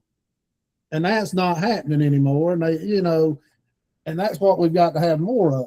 I mean, look, the prime example of this lack of accountability, and I don't know why I didn't bring this up just a little while ago. Your planning commissioners. Yeah. You got your planning commissioners suing Hall County after being caught red-handed, after the investigation, after they've already talked to the guy that was investigating them. Literally spells it out that, hey, yes, we were doing this for $12,000 a year job. Right. So you know that, I mean, that the only conclusion you can come to is there's a lot more going on behind closed doors where you're making way more than $12,000 a year. Well, Korey can probably find the post that's in the Concerned Citizens group. Since I've been kicked out, I can't find it, but there was one guy that worked for the Norton agency in there talking about Stan Hunt after he got fired, talking about just for his office, the people in his like office he shares with 2 or 3 people. Stan Hunt had done $1 million worth of cabinet work. You know, and that's just one corner of the Norton agency. How many other agencies do they have? Right. And people Well, don't understand. Norton's got offices in Alabama and everywhere. I mean, they're southeast. Hey, it's a good business to be in. That's all I see. I got to run here in a little bit, but what I wanted to cover one thing with you, Korey. This is somewhat of on a macro level too in this country, but you know, with inflation kind of just running out of control, and with this war we got going on now, all the money printing that's going to happen, inflation is just going to continue to kick down the road. And this is something that I've been kind of wrap my head around. And one of the reasons I feel like essentially government should be non-existent at every level, but it's part of our life at the moment. But there's a lot of older folks in our county, in our communities, retired, fixed income. I know they have some, you know, property tax things for a lot of the older folks to opt out of school taxes and whatnot. But then you got the younger generation too that's, you know, struggling. Folks that bought housing or real estate, land or whatever it may be, seeing nothing but, you know, the property taxes continuing to increase year over year over year over year. At what point does the commission or does a county come to a point where like, hey, there's got to be an end road at a certain point where like, okay, you know, we have to start cutting back. We got to cut expenses. We got to cut something.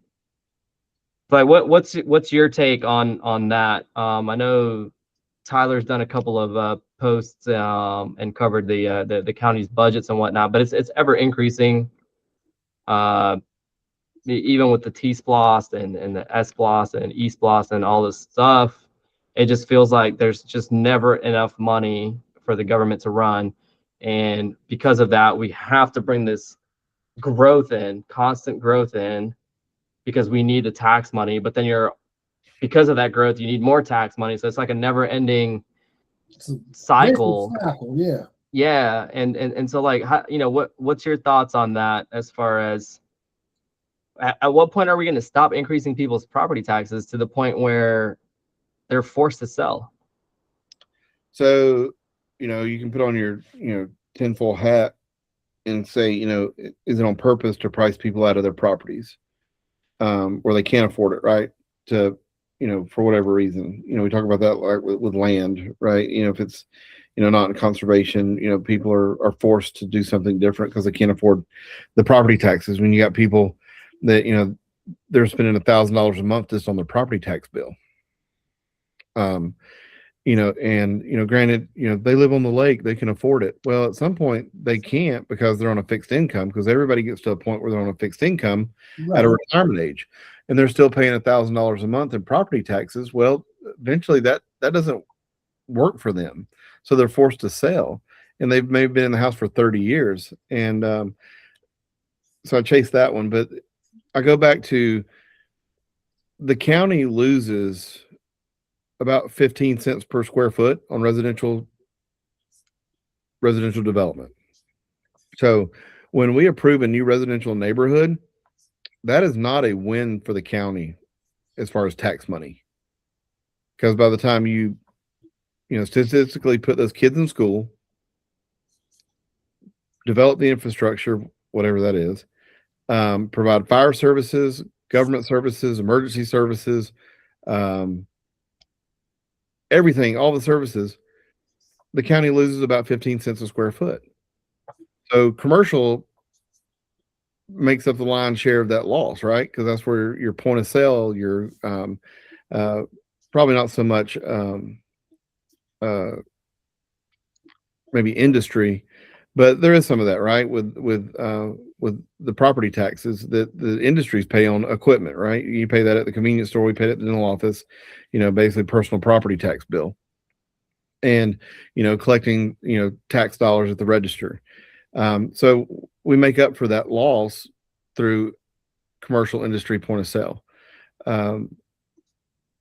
So doing more residential does not win the county. If anything, it creates to me a bigger burden on the existing taxpayers.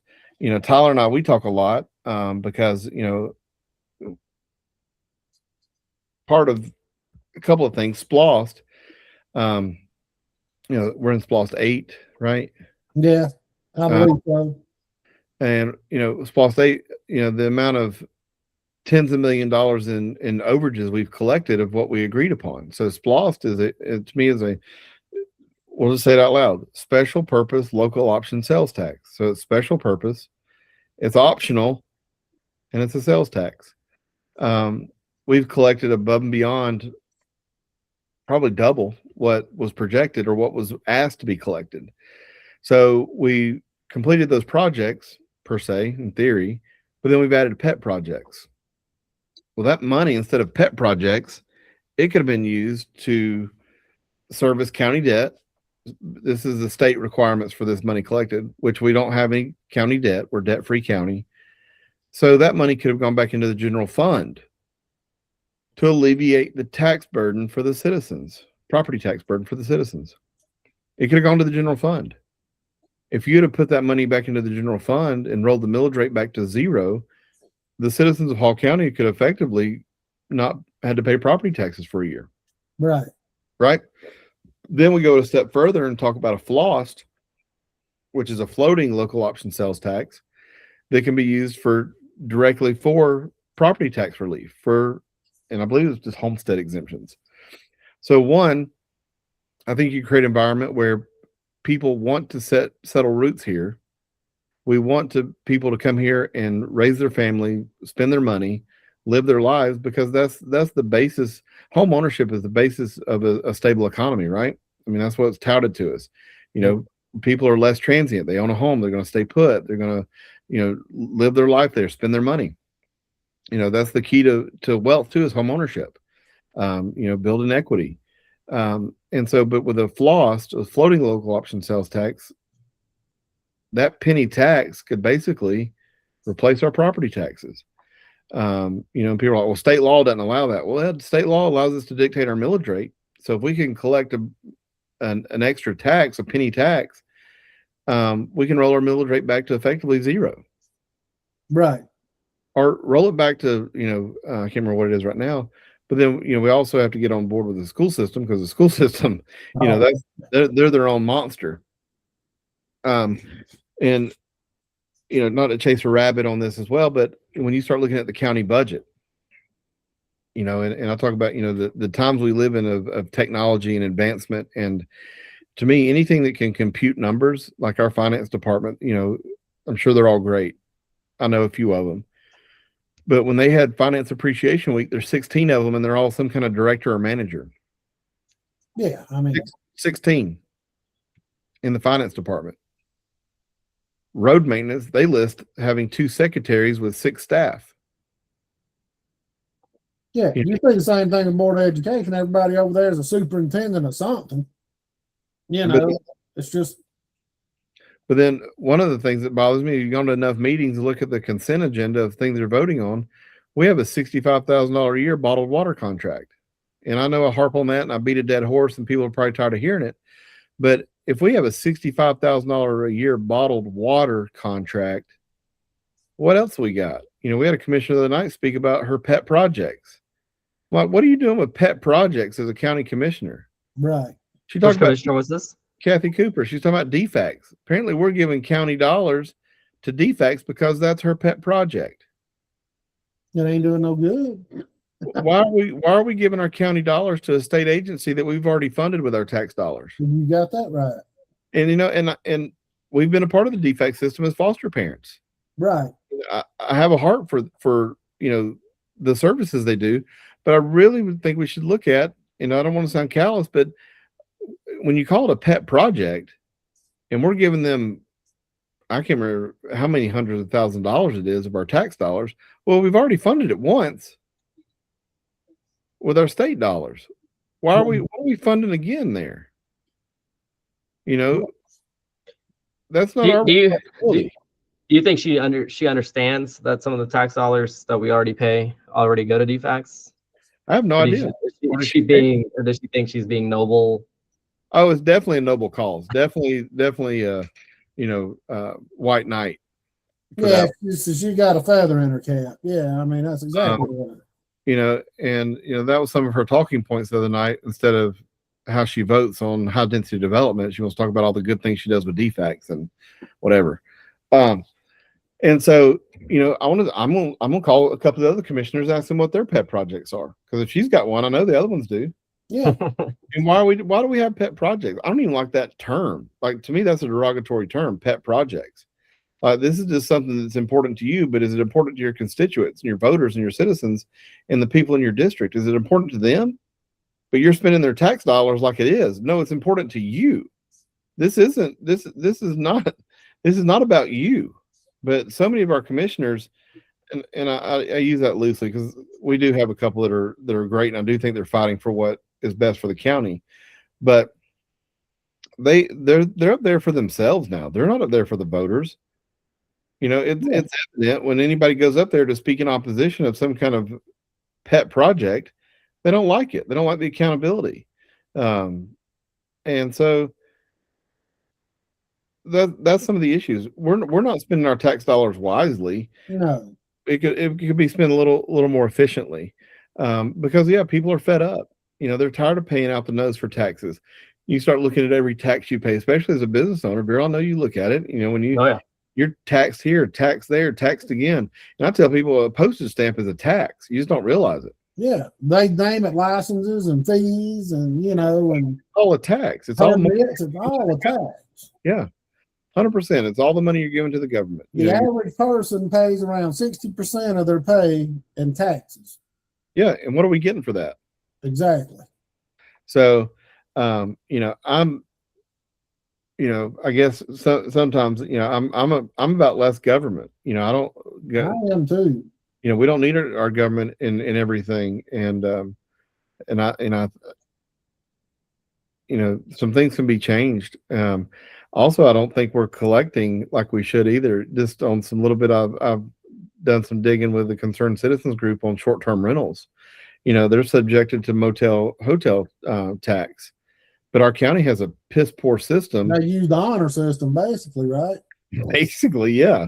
I mean, yeah. And there's just no system. There's no honor in paying taxes. Okay, so good for them for not owning up to the motel and hotel sales tax. And but our county wants to say, well, they have to have a business license and all this stuff. Well, who are they? Well, we don't know. Well, how many people stayed there this month? We don't know that either. They just send this form in and we look at the form and collect the money. And the guy that had the Airbnb across from us, he got in trouble for renting out a 9-space house for the 15 to 20 people all the time. Right. So he just took it off Airbnb and put it on short-term rental sites. Yeah. I mean, you couldn't catch him on Verbo or Airbnb. You had to look on the site. He was skirting the law. Well, what's interesting is the county gets a bulk payment from Airbnb, VRBO, whatever they are. They get even hotels.com. They get a bulk payment every month. And I'm like, well, what properties were those? We don't know. I'm like, ask them for an itemized list. Well, they can't give it to us. Why? For privacy. I said, you are the government. There's no privacy. I can't get it as a citizen, but you need to know what these addresses are. Yeah. If you're going to have this system, have the system. If you're not, then just ditch it and don't care. But, the law is that these short-term rentals are subject to hotel, motel, innkeeper tax. And we don't have any hotels in unincorporated Hall County. No. We don't have any liquor stores in unincorporated Hall County. Maybe that changes soon. And so, all of our municipalities are collecting all this extra tax that we're not. Right. But then, if you got a hotel, a hotel in Oakwood and it catches on fire, who's responding? Hall County Fire Services. Right. Same way with Flower Branch. Who's responding? Hall County Fire Services. Same way with Brownston. Who's responding? Hall County Fire Services. And, Gainesville City is the only one that's got their own fire service, school system, police. They're more self-sufficient. But, City of Flower Branch, they rely on the county for everything. Right. Well, case in point, the old regime with the county, Higgins and them, gave up the rowing center out here at Clarks Bridge Park. And since the cities took it over, they're making money hand over fist at that place. Oh, they're killing it. That's just one of the worst decisions ever because they didn't want to spend the money to renovate it. Yeah, we paid them money to take it from us. Yeah. I mean, that's just absolutely insane. But, and there's one more, I guess, I know we got to wrap it up, but there's one coming up, we'll talk about land being annexed. Cities can annex land from the county, and basically they can get whatever they want. But the county can't do the opposite. The county can't take land away from a city. And if the city wants the land, the county can't do anything about it. Now they can request, we're denying your request, but the city can just do it anyways. Yeah. That's happening in District 1 off of J.M. Turk Road on a road called Sasser Road. And the property is owned by Steve McKibben. If anybody's familiar with McKibben, hospitality, the hotel. Yeah. So he owns it. Well, he's going to annex in the city of Flower Branch because one, we're under a moratorium. Two, Flower Branch will approve it. And then, but the issue is that those people, and it's probably going to be 100% rental. They're going to end up going to Martin Elementary, and Martin Elementary is almost at capacity. They're going to use our fire services at the fire station right on the corner of Martin Road and Atlanta Highway. The access, best I can tell, the access is going to use a county road. There are not going to be any city roads involved in this access. So county taxpayers are left to bear the brunt of this development by road improvements, school system, and fire services. And we're just supposed to just take it on the chin. Right. And I don't agree with that. Something needs to change at the capital where these municipalities can't just, it's not monopoly. You can't just go and, take land and just do whatever you want to with it as a land grab. There needs to be some, needs to be able to be reciprocal. Well, and that's one thing that I do agree with Schofield with. He does have the balls to take on Buford from doing all this crap. Right. He will stand up to Buford. I mean, it's cost the county a lot in the SPLOST renewal, which I'm not for SPLOST anyway, but if it's going to pass, you want the money. But, correct. And we need more people that'll stand up to these. It's like Jeremy, the superintendent, I'm drawing a blank for Gainesville City Schools. He wants the city to quit annexing in all this stuff because the school systems are already overburdened. The county's got to start working together with each other. Yep. The stuff that you're talking about. 100%. And these municipalities, they don't understand. Well, they do. They don't care because it don't come out of their pocket. They still get their SPLOST money. They still get their cake and eat it too, Yeah, they don't have any skin in the game. They just got all benefit. Right. And it's not right. You are 100% correct. I mean, like you said, we're giving them SPLOST dollars and everything else. And not chase a rabbit, even you talk about Rest Haven. I don't even know why they exist, but they get, our SPLOST dollars. Yeah.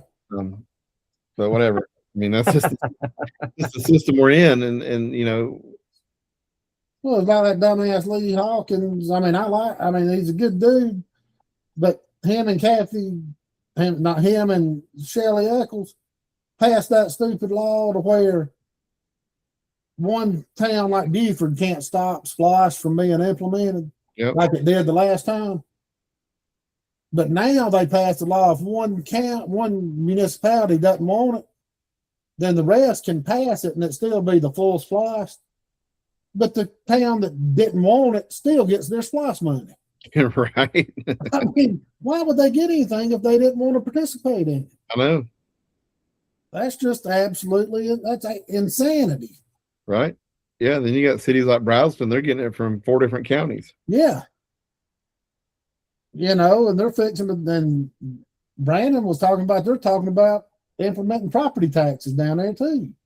Oh, I bet that's coming. Why not? It's free money that they're not taking advantage of. Free money. Yeah. That's how they look at it. Man, Yeah. we need a bigger piece of pie. What are they going to do? Move? Okay. Right. Korey, let me ask you again one last question, but this is a very intriguing conversation. You get elected, what's the first thing you're wanting to attack?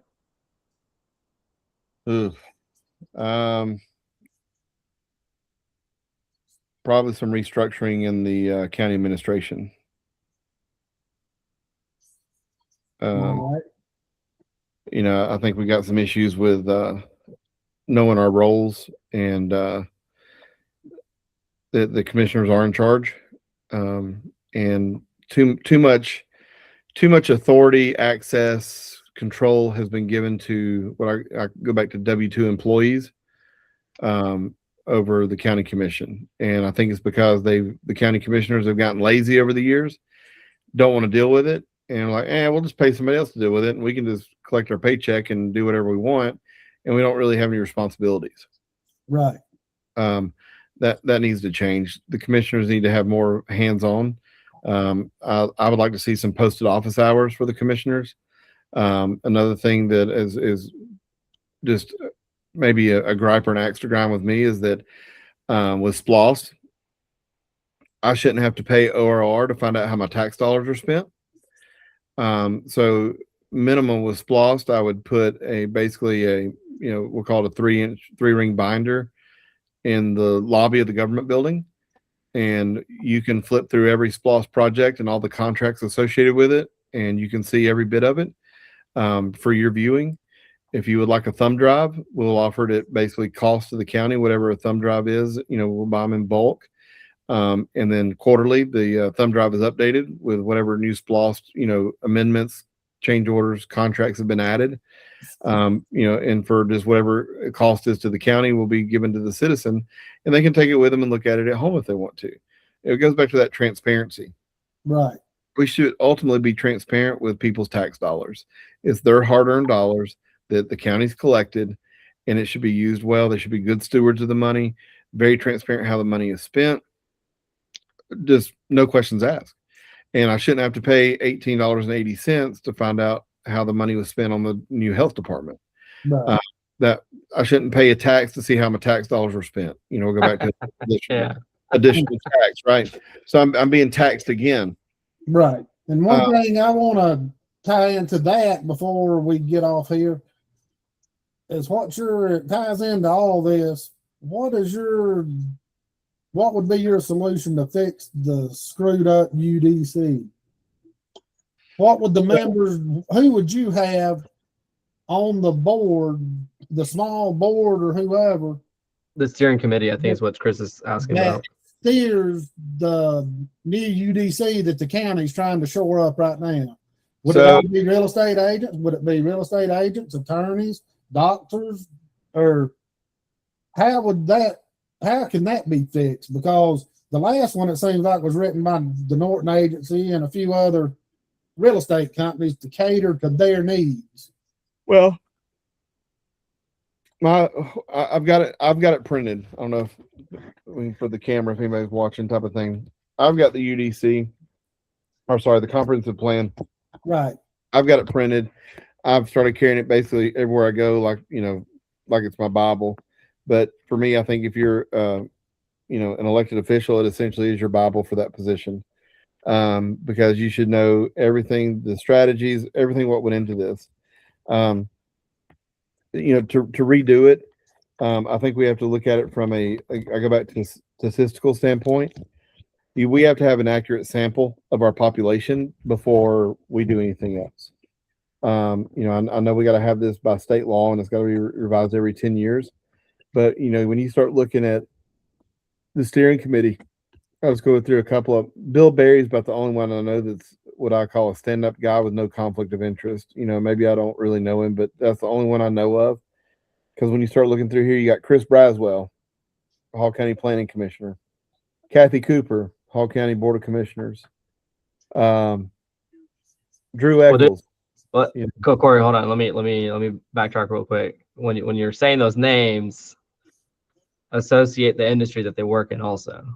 Oh yeah, okay, yeah. Chris Braswell, Hall County Planning Commissioner, real estate agent. Kathy Cooper, Hall County Board of Commissioners, real estate agent. Drew Eccles, farmer, whatever. He's our state senator. Tim Evans, Greater Hall County Chamber of Commerce, also on the Hall County Development Authority. Beth Garman, Hall County staff. She has since been removed / resigned. Now she works for Rochester's Associate, which is an engineering survey firm in town. Steve Gillum, which says citizen, but he's also an attorney who represents high density developers and he's got a pretty good success rate. We've got Kent Henderson, who's a developer, Brent Hoffman, a realtor, Stan Hunt, Hall County Planning Commissioner, Angie Kennedy with Carroll Daniel Construction, Berlinda Lipscomb, Hall County staff, but she's also on the tax assessor board, Sherry Millwood, City of Oakwood, realtor,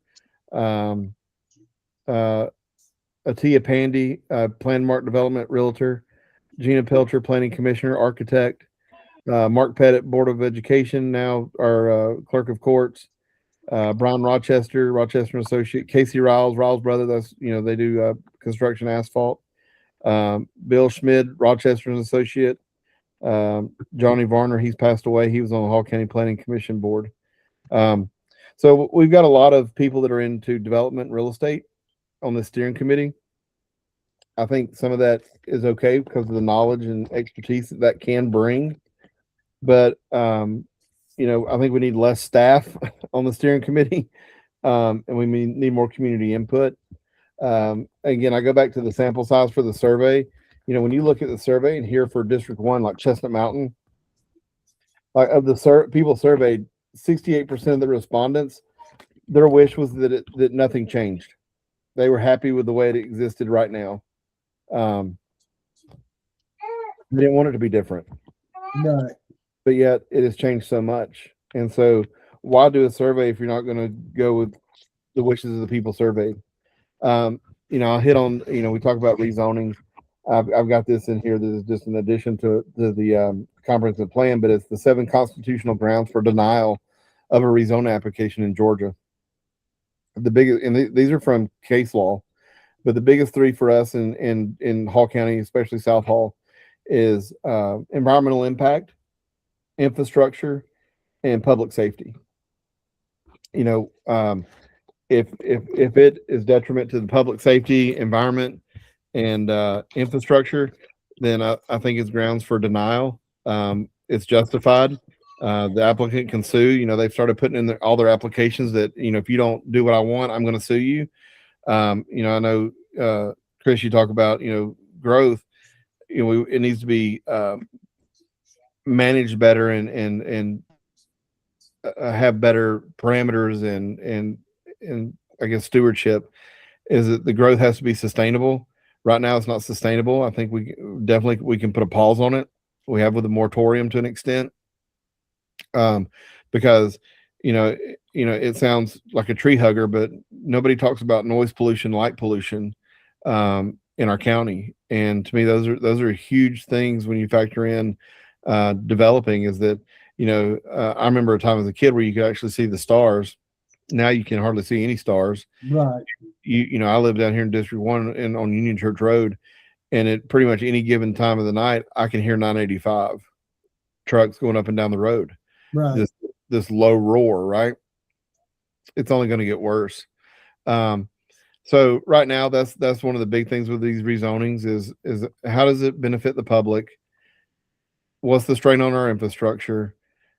And what's our environmental impact? And to me, those are three big things that we can talk about and hold people's feet to the fire. These developers of no, we can't do this because of the road can't handle 8,000 additional cars today. They just can't. Well, a lot of that'll come, I think, if we hold the developers accountable and make them pay for infrastructure improvements instead of passing it off on to the taxpayers. Correct, because we can't maintain what we have right now. Right. I mean, not to beat a dead horse or continue down this or chase another rabbit, but in our current budget, we're paving about 30 miles of road a year in our county.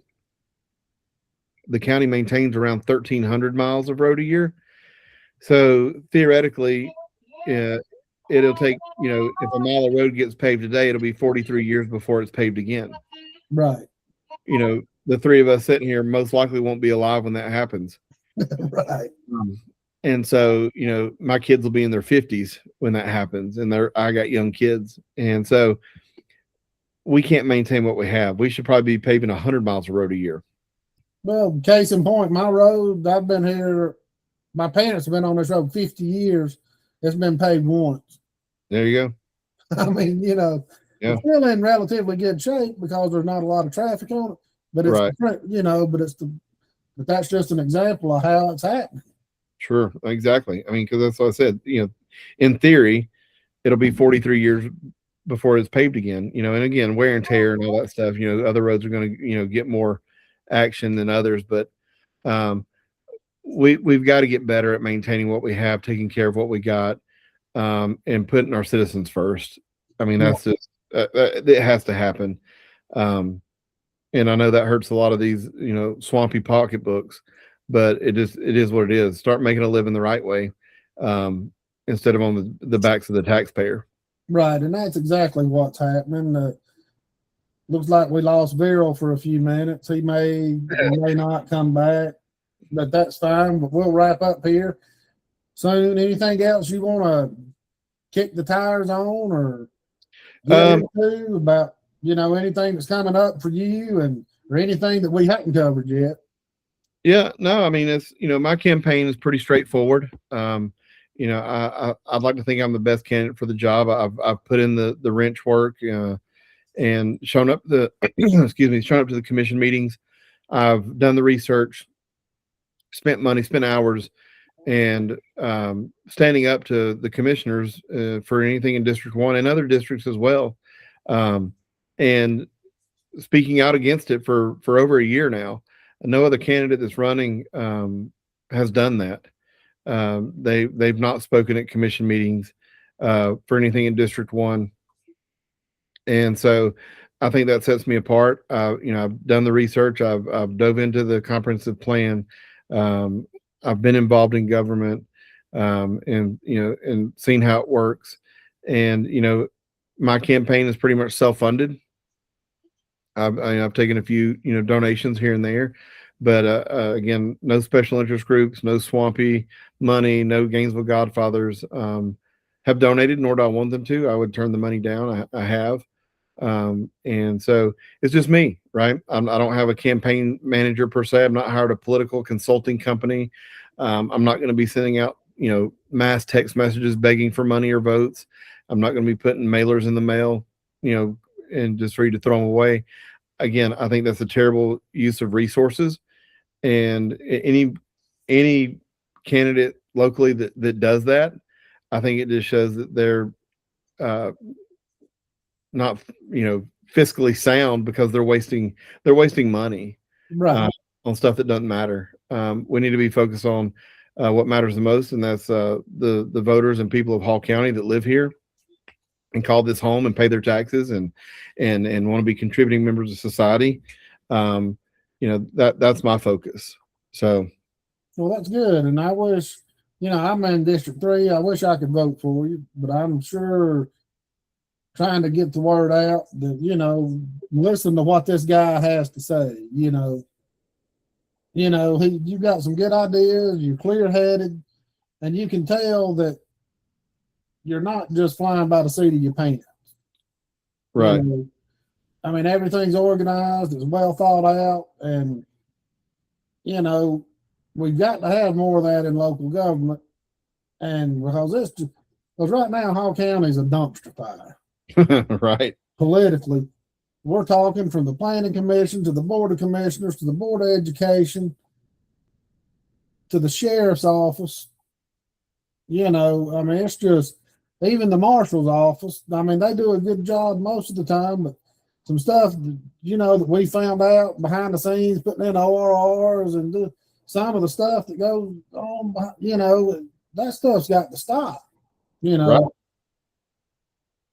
You know, and the wasted money you talk about, it's got to stop. Like case in point with the Board of Education, they're paying Adam Storage like $100,000 a year to store old desks and books and equipment. Why don't they, all this land they got, put up a freaking metal warehouse and store it in it? You'd have it paid off in 2 or 3 years with the money you save from paying rent. Yeah, and I'm pretty sure we probably have the facilities that we could just go ahead and store it anyways. Exactly. I mean, you know, and that's not just the Board of Education. I'm sure the county government does it as well. Right. And it'd be nice to get, if you could get on there so you could see the open book, you know, the part of the books that we don't know where to look. Well, and I have a strong suspicion that these commissioners are not even reviewing our county budget. They listen to the dog and pony show from the finance department, right, and believe it and just sign off on it. Right. They're not peeling back the layers and asking questions and seeing what's truly in here. And, you know, I joke, you know, anybody can, you know, you can balance the budget, right? That's easy. You know, we spent the money that came in, it balanced. But are we cutting cost and doing what's best for the taxpayers that have funded this? Are we spending their money wisely? Are we being good stewards of the resources that have been given to us? And I'm going to say the answer is no. Yeah. They're not. No, And, you know, and when you start talking like that, people kind of freak out because they don't want the accountability, right? They don't want to hear that. Right.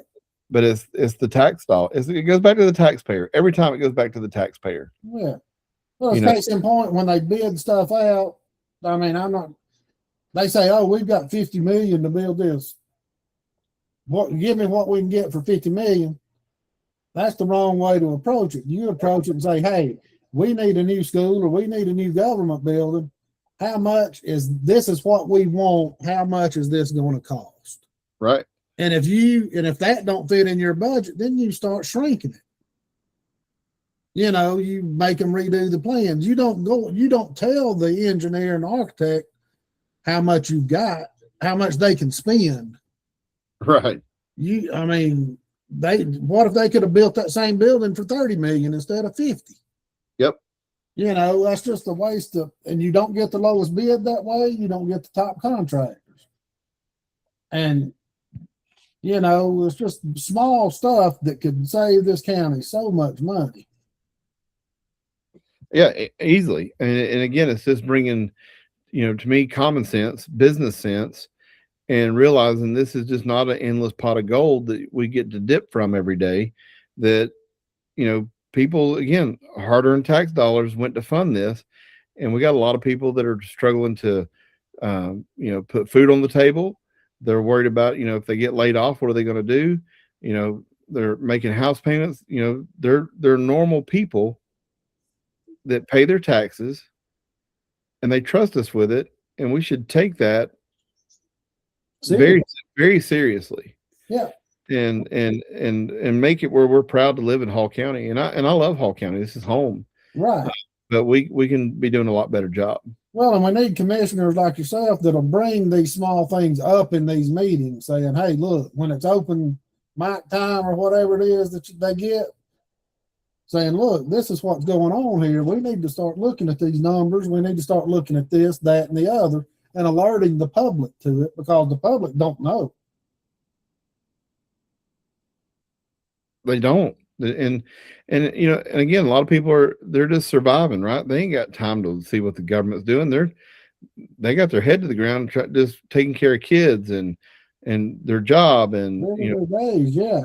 yeah. And then poor people on Friendship Road having to lose their houses because the county couldn't complete that project over the last 10, 15 years, the widening of that road. I mean, these people in the middle of eminent domain, there was an article in the paper with several of them were fixing to lose their houses because the county wouldn't make a decision on what the hell they were going to do. Yep. And unfortunately, they are not the only ones. They're just the ones that were brought out in the open. Sure. Absolutely. And one thing that, before we go right here, how did we convince people that I'm convinced that the government has no incentive to lower property values? You know, it's in their best interest to keep property values high because that's more guaranteed money. Like last year, the Board of Education say they rolled back millage rates 3 or 4 mills. Well, you're going to roll back millage rates 5%, but property values go up 30 to 100% on some people. Well, we're not cutting taxes.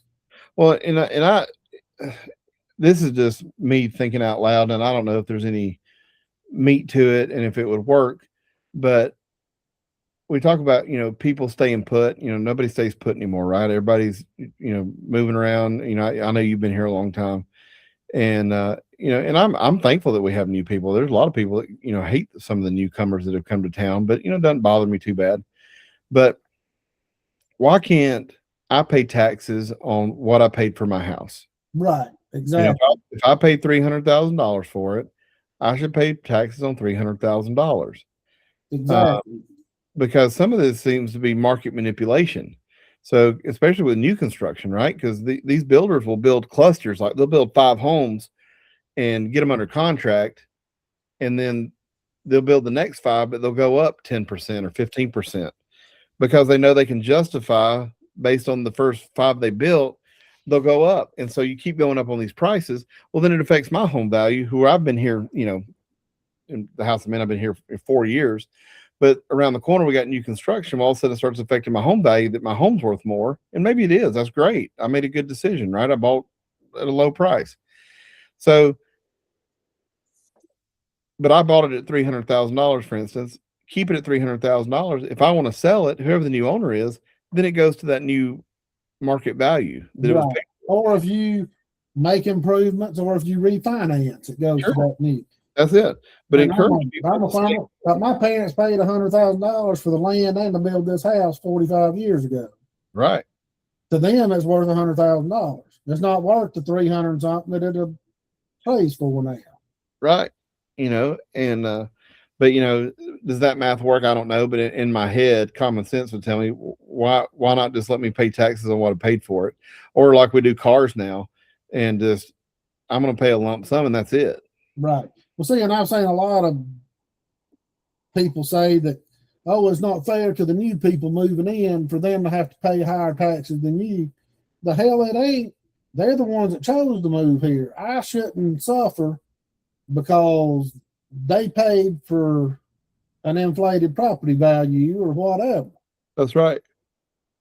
I agree. And if it's done the correct way, it all levels out. I still think most people would be on board for a penny sales tax that eliminated property tax. Oh yeah, no, I'd do it. No, I'd be good for 2 cents sales tax, do away with property tax. It's a consumption. You shouldn't have to pay rent to the government to exist. Right. It's a consumption tax. Any sales tax is a consumption tax. And so, I'd be more than happy to give an extra penny to not have any property taxes, because we've seen the collections, and it's there. You can collect an extra penny and make it work. So, but anyways, well, man, I'm going to jump off here. It's Well, I appreciate you coming on, and thank you. And anytime you want to come on, you just let us know if you got something you want to talk about. And we're planning on, closer we get to election day, getting everybody else, because we're going to end up having Tyler and Steve Gailey and anybody else that wants to come on, and maybe give everybody, another shot, 30 minutes or 45 minutes to an hour. maybe to hammer home some stuff right close to the election, because a lot of people still don't early vote. You know, they still wait till election day. And I'm one of. Yeah, I vote on election day. I don't early vote. I try to, since I've been having to help with my mom and all that stuff with all this, I early vote just so I can, you know. Oh, I get it. And one thing we've got to do before we got to get the excitement back into going to an election day. I used to stand in line at the old Chestnut Mountain Church down there. Yeah. For an hour and a half every election day, even in midterm years. You don't see lines at these election places anymore. No, you don't. I mean, you just don't. I mean, if you stand in line more than 15, 20 minutes, I mean, that's a long time nowadays. So, you know, we got to get people excited. And I think if we get more people like yourself or Susan for the Board of Education, or, you know, Tyler or whoever involved, that excitement will come back, because it's not the same old, same old. Yeah, I agree. I mean, it's, Tyler and I are, I guess we're the youngest candidates running. Right. When John Batchelor, he's running for, solicitor, but Tyler and I, we got school age kids. I got a kid in elementary school still, early elementary. Right. Everybody else is grandparents. So, I would like to see a younger generation get excited about politics, know that they can make a difference, a positive difference. I'm not talking about getting on the corner protesting. I'm talking about, boots on the ground, learn, get involved, be respected, and get a younger generation wanting to understand it and make a change, and that it starts at the ballot box. Right. And they've got to get rid of, like you said, the protesting and crap. That's fine and good for certain things, but not every time somebody gets pissed off. No, I mean, and it's that whole "not in my backyard," right? Yeah, and it's too late. If you'd have been involved, it wouldn't have got to that point. But instead, it's too late. Then you want to squawk about it, and that's not where change happens, in my opinion. No, it's not. And you've got in this county especially, got to do a better job of being transparent, like we've talked about, so people know what's coming up, what's on. Sure. And here's this mess. They don't put out the agenda to, like, it used to be like 3 or 4 days before. Now it's like you're lucky if you get it a day before. Well, and that's another one of the things that I think should change. And I've voiced a little bit, and I think I'm the original idea. I don't know, but basically, I get tired of these applicants wanting to table, especially like right before the meeting starts. And so you got a room full of people, citizens that show up, and then the applicant knows this and is like, we want to table, and they let them table it.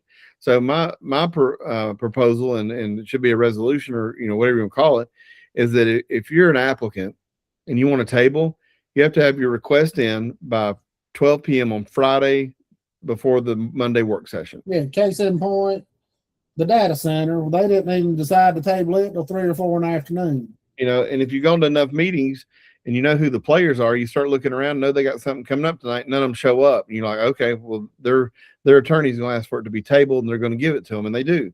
Right. So my thing is it's game day. You requested to be here, actually, and it's your time to present. And if you haven't put your request into the table by 12 p.m. on Friday before the Monday work session, we've got county employees spending hours on this agenda, right? Putting it together. And then for it just to all fall apart because you want to get it tabled. No, we're done with those days. See, people don't realize some of those work packets, those packets that they give out, 700, 800, 900 pages. Oh, yeah. I mean, that's not an easy thing to put together.